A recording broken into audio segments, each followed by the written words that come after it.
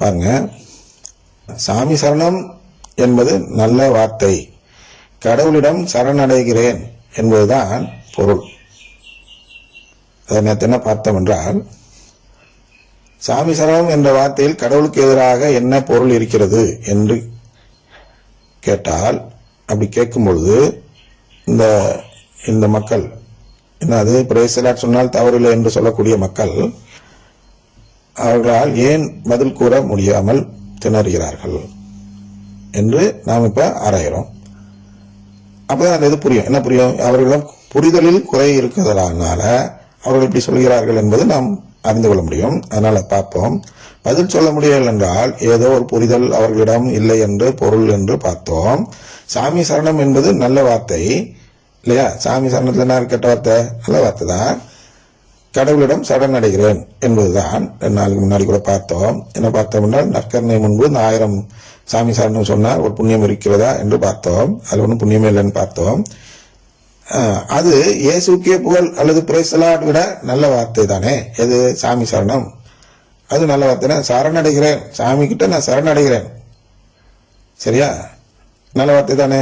ஆனால் அது வேண்டாம், கூடாது என்றெல்லாம் ஏன் சொல்கிறார்கள்? இந்த கூட்டம் சொல்லும், சாமி சரணம் சொல்லாத அப்படின்னு சொல்லுமா இல்லையா? யாராச்சும் இல்லை சொன்னீங்கன்னா அவங்க மட்டும் விதிவிலக்கு. சாமி சரணம் சொல்லக்கூடாது அப்படின்னு சொல்லுறவர்கள் தான் கத்தோலிக்க திருச்சபையில் அனைவர் இருக்கிறார்கள். மற்ற சபையில் என்ன சொல்ல வேண்டியதில்லை, அது அப்படியே பாவனை சொல்றவங்க இருக்காங்க மற்ற சபையில. அப்ப இவங்கெல்லாம் எதுக்கு அதை குற்றம்னு சொல்றாங்க? ஏதோ ஒரு புரிதல் குறைவாக இருப்பதால் அல்லவா? அதாவது தவறு என்று தெரியும், ஆனால் அது எப்படி தவறு என்று விளக்கம் தர இயலாத நிலையில் இருக்கிறது. இந்த நிலைக்கு காரணம் என்பது புரிதல் குறைவு. ஆனால் உணர்வு தவறு என்று உணர்த்தும் போது உணர்வால் அது தவறு என்று முடிவெடுப்பதுதான் இயல்பு. அதாவதுங்க, சில விஷயங்கள் நமக்கு விளக்கம் தர தெரியாது, ஆனா ஏதோ ஒரு உணர்வின் காரணமாக இது வேண்டாம், இது தவறு, நாம் இது செய்யக்கூடாது என்ற ஒரு உணர்வு வரும். இந்த உணர்வு ஏன் வருகிறது என்றால், நாம் அந்த நபரை நேசித்தால் அந்த உணர்வு வரும். உதாரணத்திற்கு, ஒரு பெண் இந்த கணவனிடம் பிரமாணிக்கமாய் இருப்பாள். அந்த பிரமாணிக்கத்தை தளர்த்தும் விதத்தில் யாராவது பேசினால், இல்லை இல்லை, இது என் கணவனுக்கு எதிரான ஒரு செயல், ஆனால் நான் பிரமாணிக்கமின்மை என்ற நிலைப்பாட்டை எடுக்க மாட்டேன் என்று அந்த பெண் ஒரு உணர்வால் மறுத்து விடுவார். உணர்வின் காரணமாக விளக்கெல்லாம் தர முடியாது, ஏன் பிரமாணிக்கமா இருக்கணும் தெரியாது. ஆனால் ஒரு உணர்வு நம்மை உணரச் செய்து அந்த செயலை செய்ய வேண்டாம் என்று தடுக்கும் பொழுது, அதன்படி நாம் நல்ல பிள்ளையாக இவ்வுலகில் இருக்கிறோம். நல்ல பெண், இந்த பெண்ணுக்கு பேர் தான் என்ன? பத்தினி, கற்புக்கரசி என்றெல்லாம் நம்முடைய மரபு சொல்லித் தருகிறது. அதெல்லாம் நல்லதுதான். இதே தன்மை தான் நமக்கு கடவுளிடத்திலும் இருக்க வேண்டும். அதுக்காக உதாரணம் காட்டுகிறேன். இங்க இருக்கிறோமா இல்லையா? எங்க இருக்க வேண்டும்? கடவுளிடத்தில் நாம் பிரமாணிக்கமாக இருக்க வேண்டும். அதுல எந்த கடவுள்? நற்கருணை ஆண்டவர். நற்கருணை ஆண்டவருக்கு எதிராக ஒரு செயல் நடக்கிறது என்று தெரிந்தால், அது எதிரானதுன்னு தெரியலன்னா கூட ஒரு உணர்வு வரணும்.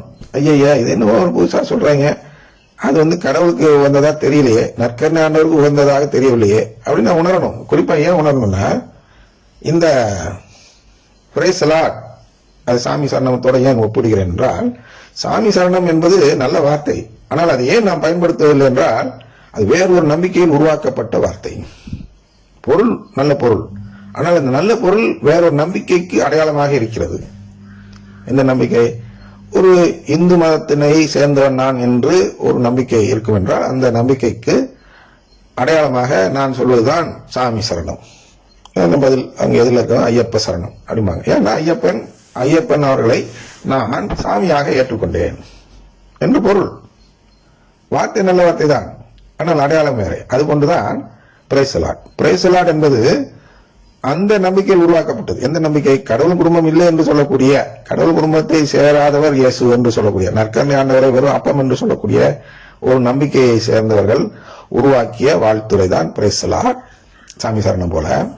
அப்ப நான் அந்த வாழ்த்துறையை பயன்படுத்தினால் நான் திருப்பி எங்க வரேன்? இந்த நம்பிக்கையை சேராதவன், கத்தோலிக்க நம்பிக்கையை சேராமல் மற்ற மதத்தை, மற்ற கிறிஸ்தவ சபைகளை சேர்ந்த நம்பிக்கையை உடையவன் நான் என்று காட்ட வேண்டும் என்றால் நான் மீண்டும் என்ன செய்யணும்? பதில் உரையாக பிரேசலாட் சொல்ல வேண்டும். இல்லப்பா, நான் அந்த நம்பிக்கை இல்லை, நற்கர்ம நம்பிக்கை தான் சேர்ந்தவன் நான் அப்படின்னு சொல்ல விருப்பப்பட்டவங்க உணர்வின் காரணமாக உணரலாம். விளக்கம் தெரியாது, பாமர மக்களுக்கு விளக்கம் கொடுன்னு கேட்டார் ஃபாதரு. அந்த விளக்கம் கொடுக்கணும்னு பாமர மக்களுக்கு தேவையில்லை. விளக்கம் தான் வரான், இதுலயும் இவ்வளவு கேட்டும் உணர்வு இல்லைன்னா சொல்ல வரேன். அப்ப இவர்கள் இந்த விளக்கெல்லாம் இல்லாம பிரேசலாடுன்னு இயேசுக்கே புகழ், பிரேசலாடுங்கிற ஆங்கில வார்த்தை, தமிழ்ல இயேசுக்கே புகழ் மாத்திருக்கிறாங்க. அந்த இயேசுக்கே புகழ்னு சொல்லும் பொழுது இவங்களுக்கு உணர்வு வர வேண்டும். ஐயா, இது அந்த சபையெல்லாம் சொல்லக்கூடிய வார்த்தை போல இருக்கிறது. இந்த இதுக்கு மாதிரி இந்த சின்ன குறிப்பிடத்துல அந்த சபையில பயன்படுத்துற வார்த்தை எங்களுக்கு வேணாம்னு சொல்லி அதை தடை பண்ணிட்டாங்க. அதனால என்ன ஆயிடுச்சு? சின்ன குறிப்பிடத்தை மறந்தாங்களோ இல்லையோ, இந்த 63 கோட்பாடுகளை மறந்துட்டார்கள் மக்கள். அது நல்லதுன்னு பாக்குறாங்க சில ஆயர்கள், கோட்பாடை மறப்பது.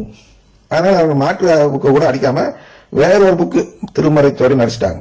ஆக்சுவலா அவங்க என்ன பண்ணிருந்தோம், சின்ன குறிப்பிடத்துல வார்த்தையை மட்டும் சிம்பிள் வார்த்தையை மாத்தி போட்டிருந்தா அதே தானே வருது. 63 கோட்பாடுகள் மறக்கப்படாத நிலை இருக்கும் அல்லவா, அதை தூக்கி போட்டாங்க அப்படிங்கிற மாதிரி. அவ வேற எதையும் சொல்லி தராங்க, அது நம்மளை காக்கவில்லை. அதனால எல்லாரும் அங்க போறாங்க, எங்க வேற சபையை தேடி போறாங்க. ஏன்னா உங்க மறைக்கல்வியில தப்பு இல்லைன்னு எழுதிருக்கீங்க, சுட்டி காட்ட வேண்டும்ல. எதை சுட்டி காட்டணும்? 63 கோட்பாடுகளை சுட்டி காட்டி விட்டால் யாருமே கத்தோலிக்க திருச்சி விட்டு போக மாட்டாங்க. அதான் நீங்க புரிஞ்சுக்கணும். அப்ப இதை சுட்டி காட்டாத காரணத்தினால்தான், இந்த 63 கோட்பாடுகள் தெரியாத காரணத்தினால்தான் இன்னைக்கு விலகி கொண்டு போய்கிட்டு இருக்கிறார்கள். அதை நாம் தெரிந்து கொள்ள வேண்டும்.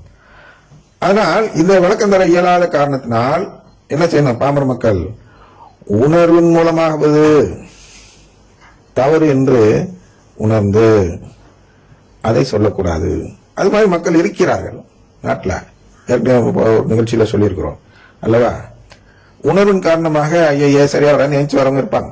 பேக் பெஞ்சுன்னு சொல்லுவாங்க கிளாஸ்ல, அது மாதிரி இல்ல பேக் பெஞ்சில் உட்காந்துருப்பாங்க. இங்க பூசை நடக்கையில அவங்களாம் பார்த்தா பாவிகள் மாதிரி தெரியும். ஃப்ரண்ட்ல உட்காந்துருப்பான், கையை தூக்கிட்டு கண்ணை மட்டும் ஜெயிப்பான். அவன் புண்ணியவான் போல தெரியும் அங்க சூழ்நிலையில பார்த்தா. ஆக்சுவலா தலைகீழா இருக்கும். ஃப்ரண்ட்ல உட்காந்து எவெல்லாம் கையை தூக்கி கண்ணை மூடி பிரைசலா சொல்றானோ அவன் நற்கருணை ஆண்டவரை திட்டுவது போன்ற ஒரு செயலை செய்கிறான். தூற்றுவது போன்ற செயல், வெறும் அப்பம்னு சொல்லக்கூடிய செயல். இந்த பொலமிக் ஃபாதர்ஸ்க்கெல்லாம் அது தவறாக தெரிவதில்லை. எது தவறாக இருக்குது? அது தவறுன்னு சுட்டி காட்டுவது தவறாக இருக்கிறது. அதனால் அடுத்த பார்ப்போம்.